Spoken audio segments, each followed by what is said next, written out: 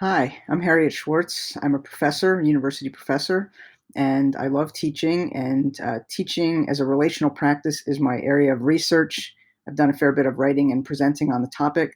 So I'm developing this video series to try to share more of this work with you. I'm going to try to do a video a week, brief videos, probably around 5 minutes or so. And what I'm intending to explore is the very human elements of teaching, the joys and the frustrations and the tensions and the challenges and the moments that we live for and the moments we wish we would have handled differently.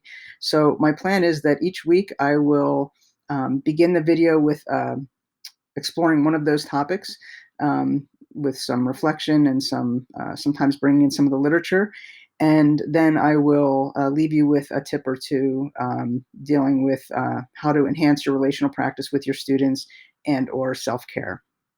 So this week, what I'm thinking about is what it's been like to wrap up this spring semester. For me, typically at the end of a given semester, I feel a little bit of relief and often a little bit sad if I've had good connections with my students, which I typically do, thank goodness. A little sad to see them move on, and then also gratitude for the work that we did together. And I would say that this semester, that's all been just so magnified.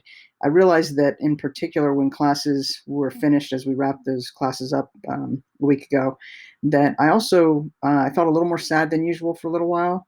And when I spent some time with that, I realized that I had a sense of loss. This was particularly around classes that I teach on campus.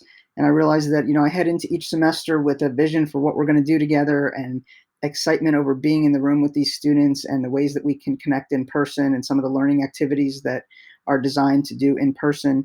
And, we lost some of that. And, I will say that I did my very best to make that pivot and to create good connected online learning spaces for my students, and they really showed up and worked hard and were prepared. So I feel like we did good work together. But I think because at the beginning of the semester I had an unnamed expectation that we would spend the semester together in the classroom, there was still a little bit of loss at the end. So that's sort of what I wanted to share for today, and I hope that maybe that helps you think about your feelings as you wrap up your spring semester as well.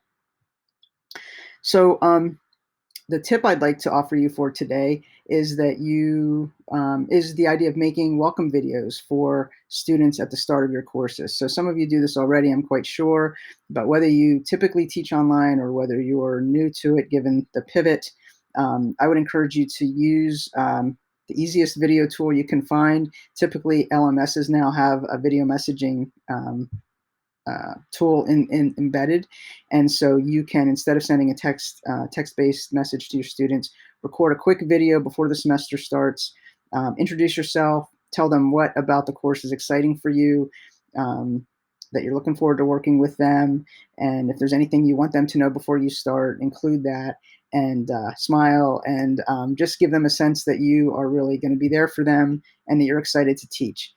I've been doing that at the start of semesters for several years now, and students really seem to appreciate it. I've been surprised at how often at the end of a semester in the teaching evaluation, students will reflect back on that and mention that it meant something to them that they sort of got to hear from me before the semester started, and that it sort of gave them a sense of who I was.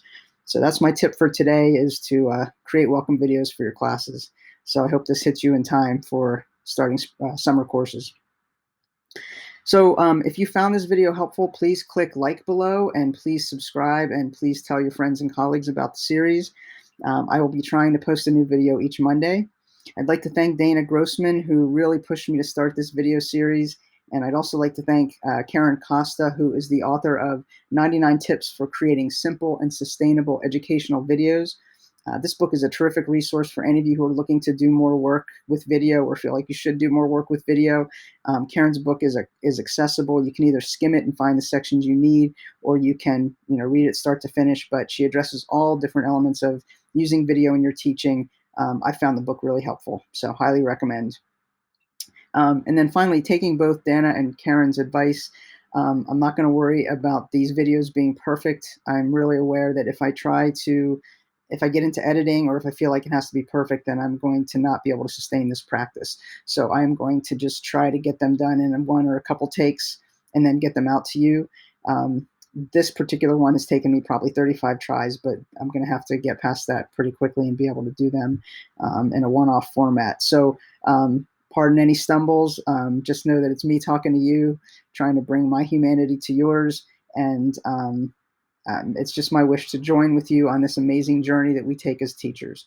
So until next time, keep at it, seek good connections, and know that the work that we do is incredibly important. Take good care.